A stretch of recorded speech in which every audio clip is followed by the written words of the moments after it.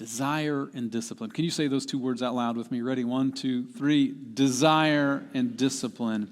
I'm pretty sure that all of us struggle with this at some point. Our biblical ancestors struggled with desire, and it's just woven into our human nature to want things. And I don't know what they wanted back, 2,000 years ago or 5,000 years ago, but I'm sure it was like, honey, it's time for us to upgrade the goat.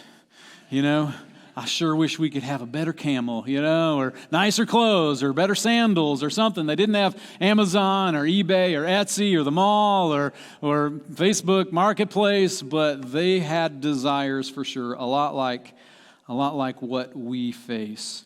But that desire we have for more, the desire we have for better, has to be balanced. It has to be met with discipline. Desire has to be balanced with discipline. And the challenge is that lots of us have learned only one side of the equation, the desire side. So we gotta get this right. We've got to work on this, especially as followers of Jesus, because desire without discipline leads to disaster. It leads to a place where we are not free. It leads to a place of stress and anxiety. And to make things worse, of course, we live in an economy that's based on consumer spending. We have this cycle that's just built into the system, right? Jobs are created when we spend money on things. That's the machine we live in. For consumer spending to increase, you've got to want more next year than you have this year. And the stuff that you have, well, you got to get dissatisfied with it. So it's either planned obsolescence, so that stuff just doesn't last, or you've got to be convinced that it's no longer satisfying to have the stuff that you currently have.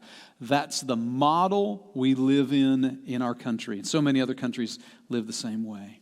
That's why Jesus said stuff like this. Luke 12, he said, watch out, be on your guard against all kinds of greed, against all kinds of desire. You could put that word in there too. For one's life does not consist in the abundance of possessions. And that second part of that verse is one that I think we as Christians should internalize.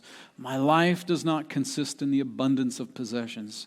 I got to remind myself of that constantly. And that doesn't mean that I can't have things, as long as I can afford them and I've got my priorities in line. But when you believe, hey, this thing is really going to make me happy, and it becomes the focus of your life, and that's when things go wrong. My life cannot consist in the abundance of my possessions.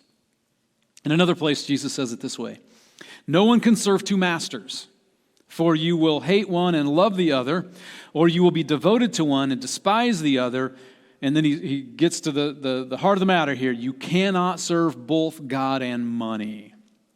Only one of these can drive your life. Both of them can. Only one of these can drive your life. Money has its place, but we cannot let it become our master.